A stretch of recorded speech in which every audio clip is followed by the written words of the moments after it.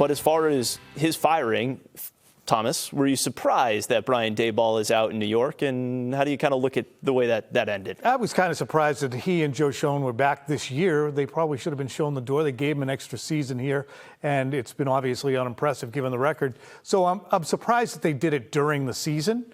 And it sounds by the statement as if Joe Schoen's going to be involved in the coaching search, and I think that his hand has been lighting matches for several years down there in New York as well, so I'm not sure why he would be involved. But to me, you have these teams that cannot get out of their own way, and in large part, it's because they can't get the quarterback right.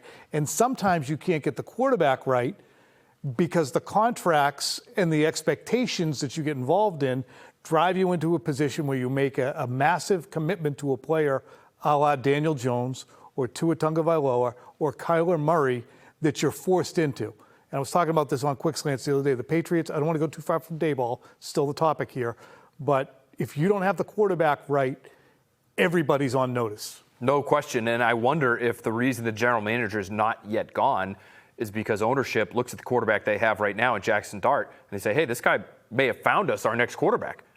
But he's also been evaluated for concussions this season several times already, and the record-wise, they've been a disappointment. So for Daboll to be gone is not a huge stunner. I do think it does all come back to the quarterback and maybe his handling of the quarterback. They run the quarterback a lot there in New York. I wonder if the Mars are looking at this and saying, we really like this kid. He's getting hurt every week, it feels like. Yeah. We need somebody who's going to actually take care of him and develop him. He did leave yesterday with a concussion, Jackson Dart did. Trenny, what's your kind of, as you look at, so Brian Daboll gets fired in New York, that means they're going to have a vacancy.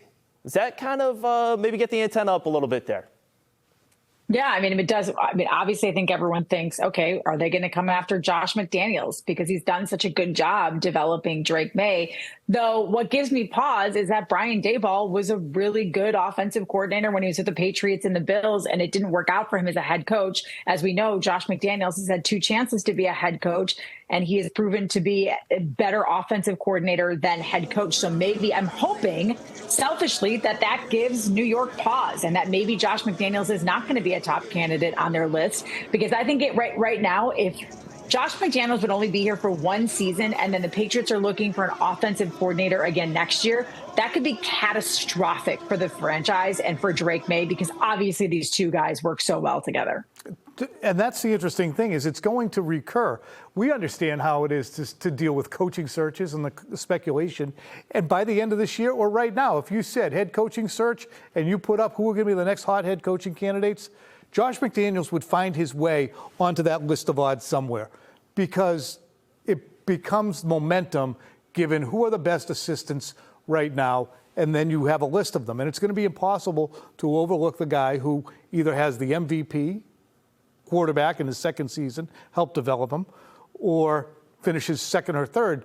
So that's going to continue. But unless people have the appreciation, understanding, and I don't know how owners cannot have that when their coaches tell them time and again, head coach is a managerial, supervisory level position. It's not under the hood fixing things the way coordinator is. All those responsibilities that those coordinators are so good at are now diffused. So to me, you look at it and you say, Josh would probably be best served continuing in this role. If he wants to be a head coach, Phil, have at it. But there's nothing wrong with staying and making plenty of money and having a blast in New England with a developing good player. No doubt. And I think from a ownership perspective, it's easier to identify the quarterback developers, just look at the product on the field, than it is the leaders. And I think that's what Tom is getting at. Being a head coach is about being a leader and being able to convey a message and being able to establish a culture. And, you're doing very little of that.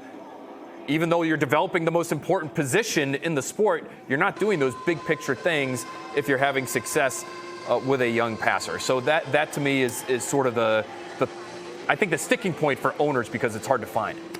Is there any chance that Bill Belichick's name picks up any momentum here? Because it is the Giants. He's obviously got ties to the Giants.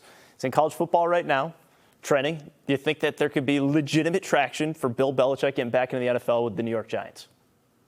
I don't know. I know that UNC's won their last two games against powerhouses, Syracuse and Stanford. I just feel like, and Tomlinson would know better than I, but I just feel like his time has run out in the NFL. If teams wanted to hire him, they would have hired him when he was available and not doing anything at all, but he had to go to UNC.